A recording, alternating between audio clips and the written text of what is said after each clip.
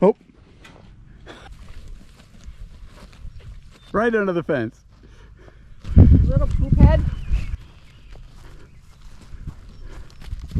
What number is it? It's a little boy. I don't know which one. Calf outside the fence already.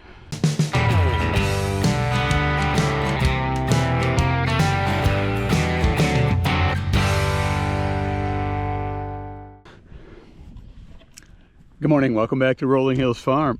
Dave here. You can see the apple trees here. It's early June, are looking very impressive.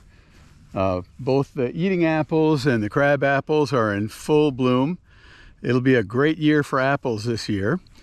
I wish I could say the same for our hay fields. You get a sense looking along the edge of the lawn here how short this hay is for early June. This 15-acre field, it's got a strip of rye down the middle of it, is thin and short. The rye alongside the hayfield is pretty tall already. I haven't grown rye that much, so I can't tell you how this compares to a typical year, but if you look here, it's just about knee-high out across this field.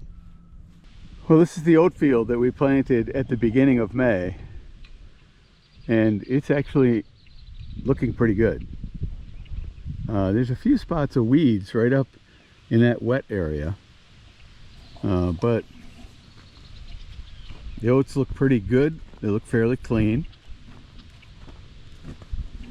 I'd say they're 5 or 6 inches tall right now. So the problem we're having is, no surprise, a lack of rain. I think a lot of the country is dealing with the same thing. We remain in drought, not severe drought, but it's actually classified as drought here. And the forecasts, extended forecasts, are remaining dry for us, so we're a little nervous about our hay growth. The good news is we've got 85 bales of last year's hay here that we've been feeding over the winter, and we'll be able to save. You can see the cows are over here. They think I'm going to turn them out into the west pasture, and we actually are in just a couple of days, so we can hold off on feeding any more of this hay until later in the summer or next winter, depending on how much hay we get. That's the good news, because it is not profitable for us anyway to be buying hay. So in anticipation of less hay per acre, which is what we're predicting right now with the loss of or the lack of rain, we've been working pretty hard this spring to fertilize our hay fields to boost the crop we've got. Take a look.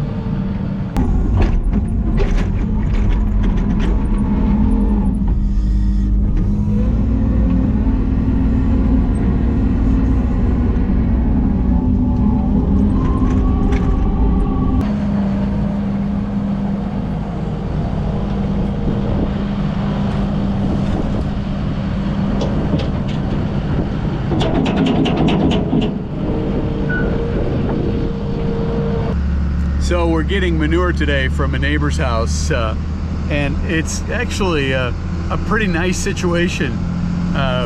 She's got cows and horses. We help pile the manure for her in the winter, so it's easier for her to clean stalls. And then we take the manure off her hands and spread it using this trailer on some of our more distant fields. It's a great way to haul a lot of manure in a hurry.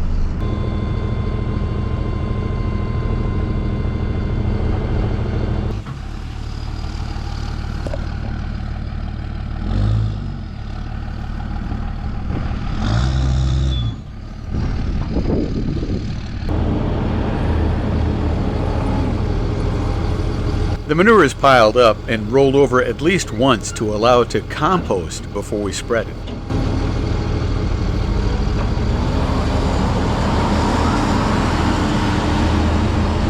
So this field is about 2 miles out from the house. So now that we've got the manure delivered, I'm headed with the spreader over, and let's see how much we can get spread this afternoon.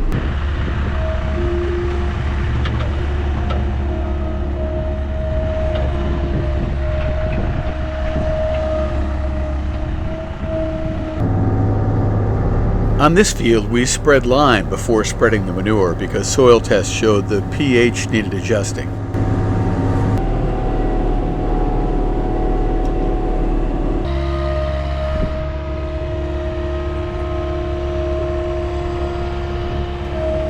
So finding manure from a neighbor is a great way to fertilize your fields. It sure is cheaper than buying fertilizer. And you know, we've had good luck in finding neighbors with horses and cows who are happy for us to take their manure.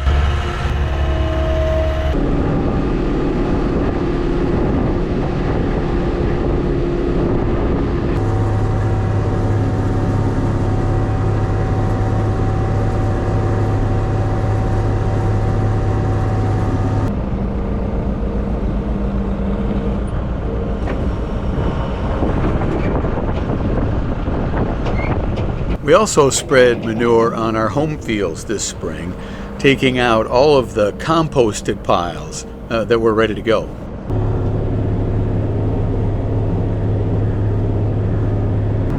I like to get manure on these pieces of ground before I work them up. Some of this will be plowed, some of this will be disked, and that way we can incorporate the manure. And we're going to put a pretty heavy coating of manure on. And then this whole section, about 6 acres, needs manure on it. So we'll be spreading quite a bit out here over the next few days.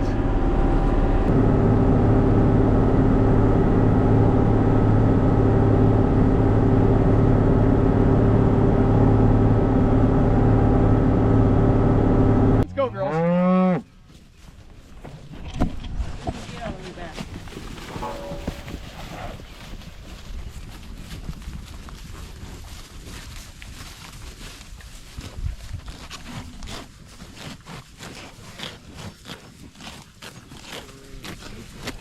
How do you like that, Nate?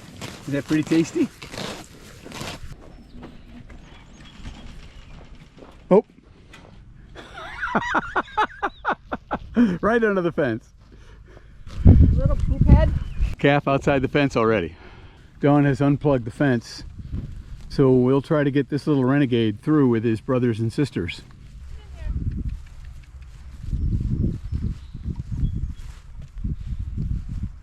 He says, I don't like this.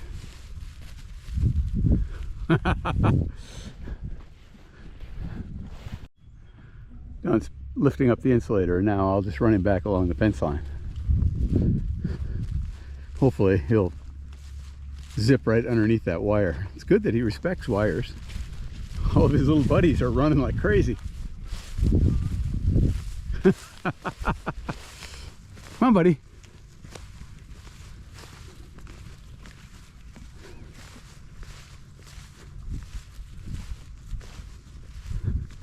Good job. So that's what freedom feels like when you're a calf. A lot more space to run.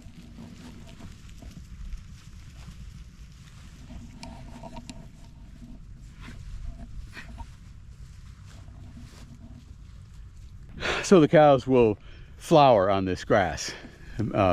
We've got 60 days, if we get any rain at all, you know, maybe even 90 days of rich pasture before we start to thin out a little bit.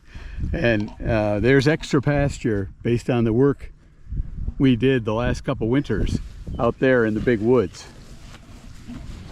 And they'll get to that sometime in July. We've got a forecast for rain late this week, so we're hoping it's a high percentage forecast. They haven't really talked about how much rain, but we could use a couple inches. It's been weeks since we've got any measurable rain.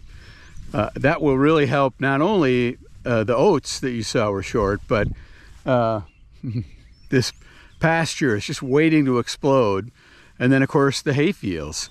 And that's really what we're counting on.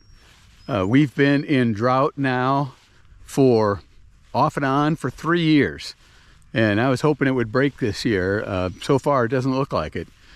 So thanks for watching. We'll be back and let you know how the rain goes. And when we take these cows out, the next step to the next pastures and get them out on their big summer forage. We'll see you then.